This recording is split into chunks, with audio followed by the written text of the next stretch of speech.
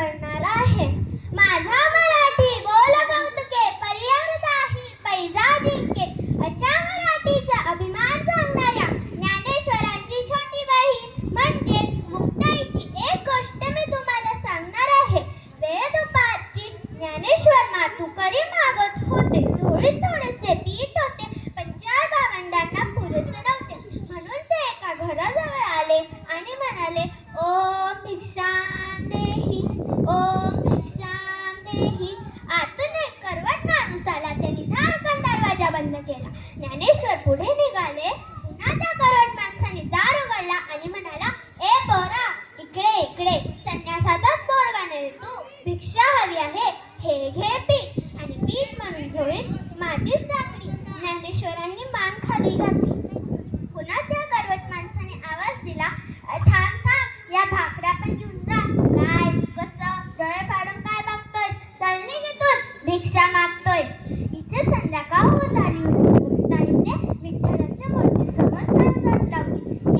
ही मूर्ती म्हणजे तिच्या आईबाबांची आठवण. तिने रामरक्षा म्हणायला सुरुवात केली. तिला चाहूल आलीये की आपला ज्ञानदादा आलाय. तिने पटकन रामरक्षा उरकली आणि आपल्या भावासाठी पाठ वाढली.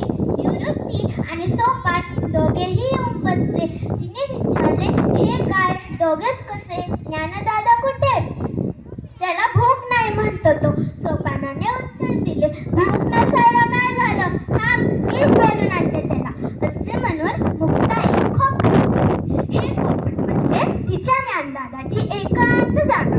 गवत रचलेल्या जागेत त्याला लहरी तेव्हा तो जाऊन बसायचा.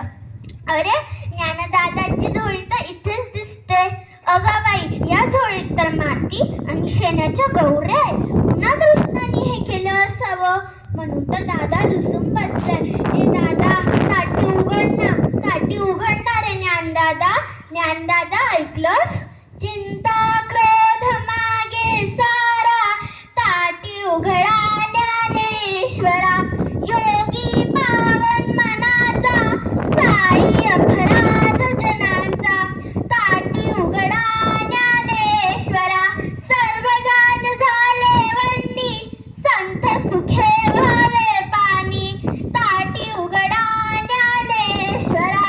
अरे ज्ञानदादा, तूच म्हणतोस ना, जर कोणी आपल्यावर रागवलं तर क्षमा करावी आणि तू तसा रागून बसलाय. अरे, या झोळीत माती टाकणाऱ्याची बुद्धी तर भ्रष्ट झाली असणार. म्हणून तू का गोष्टी होतो?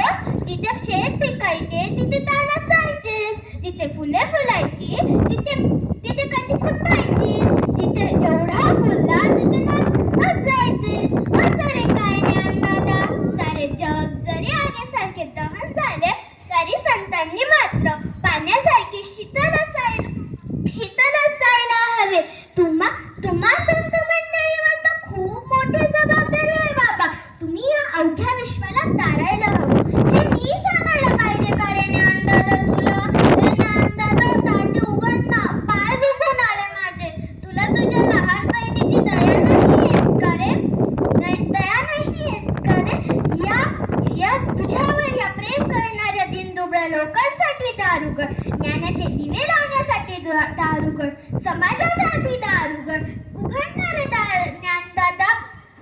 खोपट्यात बसलेल्या मुक्ताईची साद ऐकून ज्ञानेश्वर खडबडून जागे झाले. त्यांनी दार उघडले आणि दारात उभे राहिलेल्या मुक्ताईला उचलले आणि म्हणाले, मुक्ता, तू माझी सर्व अर्धांगिनी झाली. तू मला संतांच्या ठाई असलेल्या गोष्टींची आठवण करून दिली. खरंच मुक्ताईने ज्ञानेश्वरांना दाखवून दिले की संतांनी जीवनात कसे जगावे.